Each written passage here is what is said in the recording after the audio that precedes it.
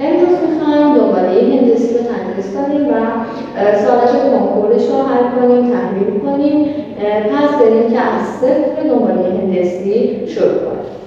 دوباره هندسی دوباره هستش که جملاتش با یک عدد ثابت به طور متوالی ضرب میشه. به چه صورت؟ مثلا 4 8 16 32 64 و غیره. خب پس عدد داره در عدد 2 ضرب میشه. عدد در 2 ضرب میشه، به این دو نسبت مشترک میگن. با چند نسبتش میگن؟ آر یا کی؟ پس آر نسبت مشترک که گفتم با کی هم نشونش میتونیم بدیم برابر با 2. جمله پنجمش، جمله دهمش، جمله هزارمش رو میخوایم پیدا کنیم. اگر دو تا ضرب کنیم خطر نمیشه، فرمول داره، جمله عمومی داره. جمله عمومیش میشه آن برابر آیه ضرب در آ به توان n منهای 1. چی هستن که به جملات؟ آن یعنی آ به معنی جمله هست، n شماره خواسته شده و آ1 جمله اول، n شماره خواسته شده مجدد و آن هم که نسبت مشترک هستش. بریم یه دونه مثال ازش حل کنیم. مثالش گفته اگر که آیه برابر با 2 و آر برابر با 2 باشن، در واقع آ حرف جمله هفتمش کدام است؟ خب می‌نویسیم طبق فرمولمون بود آن برابر با آیه که ضرب در آر به توان n منهای 1. آن گفتیم که آ معنی جمله هست و این شماره جمله خواسته شده. شماره جمله خواسته شده حتما مثلا می‌نویسیم آ حرف برابر با آیه یا جمله اولش برابر با 2 ضرب در آر گفته 2 ضرب در 2 توی توان آر n منهای 1. این شماره جمله خواسته شده بود 7 منهای 1 که میشه 6. این 2 که توان نداره توانش 1، 2 به توان 1 ضرب در 2 به توان 6. خب توی درس بعدی در واقع داریم که اگر که پایه ها برابر باشه یکی از پایه ها رو می‌نویسیم، توان ها هم جمع میشه.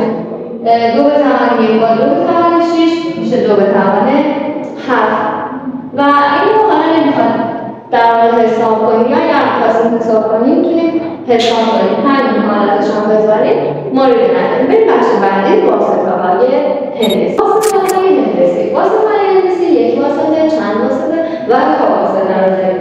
یک واسطه در واقع خیلی ساده است.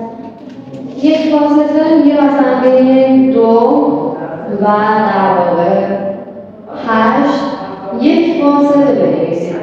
خب فرمول داریم براش، میگه که جمله قبلی ضرب در جمله بعدی، این اگر آ بگیریم، بی بگیریم و سی بگیریم، آ ضرب در سی برابر میشه با 2 برابر جمله مثلا، یعنی بی 2.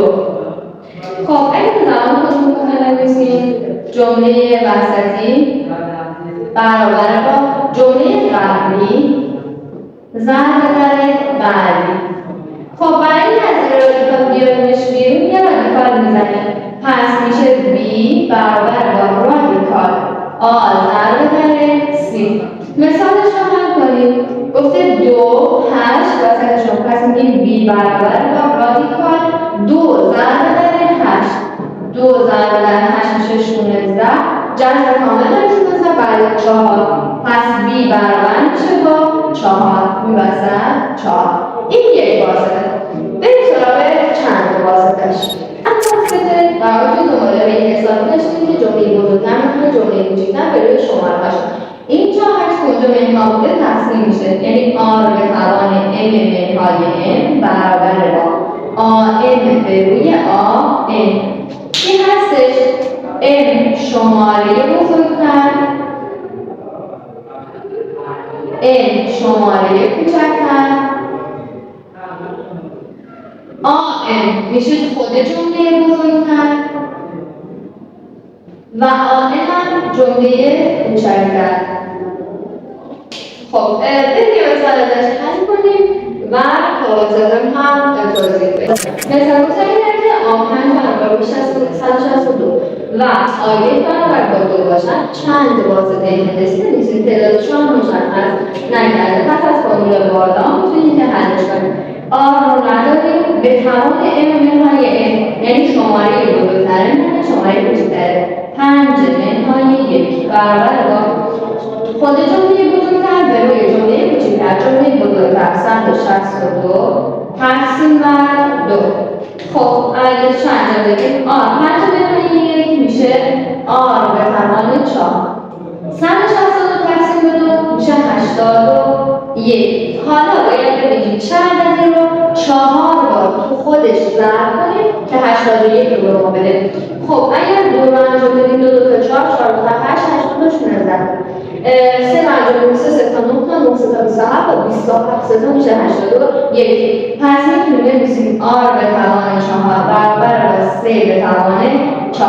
پس آر ما وقتی که توانمون برابره با این برابره. پس آر ما برابر با 3 هستش.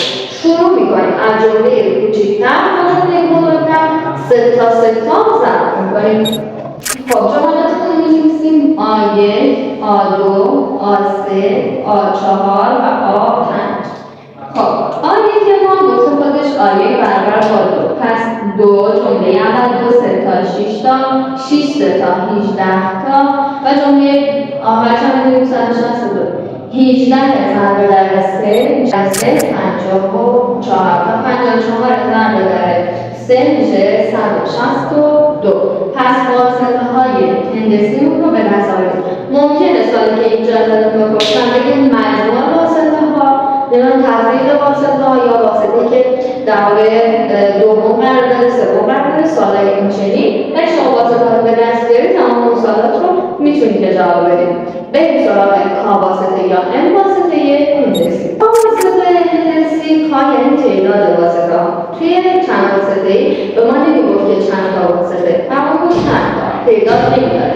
ولی توی کا واسطه تعداد رو به ما میگه که 3 واسطه 4 واسطه با اون نشون دهنده کار ما هستش. خب فرمولش چه شکل هست؟ در واقع فرمولش شبیه به فرمول دنباله حسابی و همین چند واسطه هستش. میگه آر به توان کای علاوه برابر با آم تقسیم به آم. خب توضیحش داریم کار میشه تعداد واسطه هامون و آم جمله بزرگتر و آم جمله کوچکتر هستش. بریم یه دونه مثلا برای این حل کنیم و بریم مبحث بعدیش. از برای کا واسطه هندسیمون میخوام که یک مثال حل کنیم. گفته اگر که یک جمله 512 و جمله بعدی 2 باشد 3 واسطه هندسی بین این 2 تا جمله بنویسیم. خب فرمولش رو داریم چون تعداد واسطه رو ما گفته پس کار رو داریم. خب فرمولش پیش میریم. گفته که آر به توان کای علاوه 1 کار ما 3 علاوه 1 میشه 4 به برابر با آم جمله بزرگتر تقسیم به جمله کوچکتر 512 تقسیم به 2 در واقع میشه 256. خب اینجا هم که آر به توان 3 برابر 4 توان 4 آر به توان 4 برابر با 256 باید ببینیم چه عددی رو ضرب 4 بار ضرب در خودش کنیم. در واقع به ما میده 256. 3 که در واقع شد 81 4 رو بگیریم چون 4 تا 16 تا 16 4 تا و 256 تا. خب پس ما همون 4 رو در نظر میگیریم. آر به توان 4 برابر با 4 به توان 4. اگر یه سری سوال حل کنید در واقع این عددها تواندارها دستتون میاد نیاز هدیه ضرب کنید. خب پس توانهامون برابره پایه ها برابره قدر نسبت یا آرمون 4. خب من اینجا در واقع دنبالش رو میگم دنبالش رو هم بالا رو میرسم جمله اولش رو گفته بود 2 پس 2 آیه کشیم در نظر میگیریم. حالا هر جمله که باشه جمله اولمون همین 2 هستش. رنگ نسبتمون 4 به دست میاد 2 4 تا 8 تا 8 4 تا 32 تا و 32 4 تا 128 تا. 28 ضرب در 4 میشه 512. پس ما تونستیم 3 تا واسطه هندسی بین این دو تا جملاتمون بنویسیم. ببینیم اسم انش و متن جملاتش رو هم بگیم بعد برای حل کنکوری و تکنیکایی که لازم. جملات دنباله هندسی میشه اسم ان برابر با آیه یک منهای آر به توان یک منهای آیه جمله اول آر در واقع میشه نسبت مشترک. یه مثال ازش حل کنیم. مثال در دنباله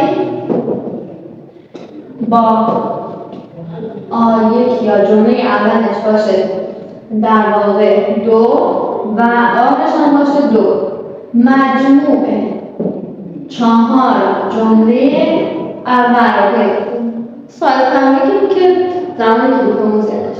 خب پس ما توی جمله گفتیم که اس چند جمله گفته 4 تا اس 4 آیه که میشه 2 خطی در یک منهای آر چند 2 به توان این چند تا بود 4 تا پایین یک منهای 2. خب 2 رو می نویسیم یک منهای 2 میشه در واقع منفی 1 2 به توان 4 2 تا 4 تا 8 8 داشت میده یک منهای 16 از 16 تا که یکی کم کنیم میشه 15 منفی 15 به روی منفی پس شد منفی 15 به روی منفی 1 ضرب منفی با منفی مثبت میشه 15 یکم یا 15 2 15 تا 30 تا. پس مجموع 4 جمله اول این دنباله هندسی میشه 30. کلیپ بعدی تحلیل سوالات در واقع دنباله هندسی و دنباله حسابی کنکور چند سال اخیر به فیزیک 403 هست.